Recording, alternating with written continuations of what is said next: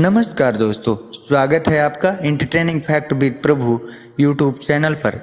आज बात उस महान गज़ल सिंगर की जिनकी गज़लों ने लोगों के मन में एक मधुर रस घोल दिया, जिनकी गज़लों को सुनकर ना जाने कितने लोग गज़ल सिंगर बने और जिनकी आवाज़ आज भी फिजाओं में गूंजती है, जिनकी आवाज़ ही पहचान है, महान गज़ल गायक भूपेंद्र सिंह जी।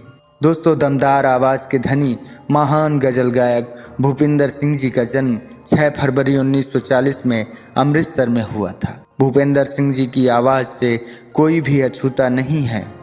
करोगे याद तो हर बात याद आएगी और कभी किसी को मुकम्मल जहां नहीं मिलता जैसे बेहतरीन गानों को भूपेंद्र सिंह जी ने अपनी आवाज़ दी है। भूपेंद्र सिंह जी को उनके गीत दिल ढूंढता है फिर वही फुर्सत के रात दिन गाने से शोहरत मिली।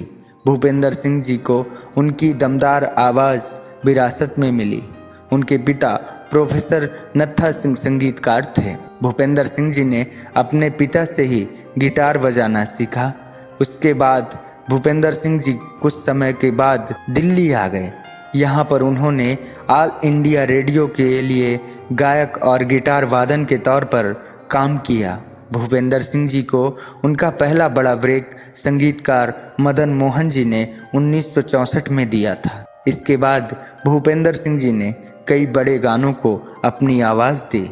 मोहम्मद रफ़ी साहब, तलत महमूद जी और मन्ना डे साहब के साथ गाया भूपेंद्र सिंह जी का गीत हो के मजबूर मुझे उसने बुलाया होगा काफ़ी पसंद किया गया था। भूपेंद्र सिंह जी ने अपनी पत्नी मिताली जी के साथ मिलकर दो दीवाने शहर में, कभी किसी को मुकम्मल जहां, एक अकेला इस शहर में जैसे कई गानों को अपनी आवाज़ देकर उनमें जान डाल दी।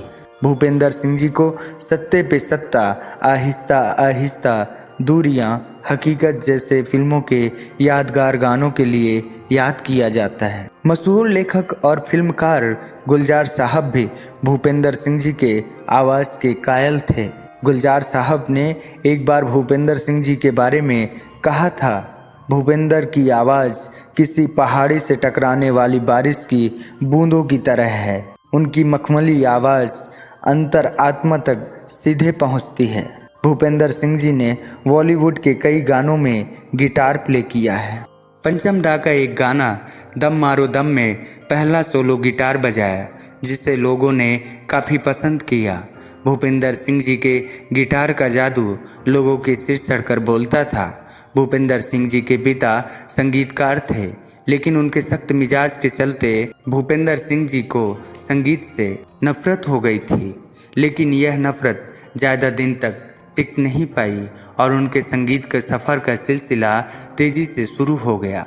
भूपेंद्र सिंह जी को उनके गाए गीत नाम गुम हो जाएगा, होठों पे ऐसी बात, मीठे बोल बोले, खुश रहो अहले वतन, करोगे याद, दिल ढूंढता है फिर वही, जैसे अनेकों नगमों के लिए याद किया जाता है।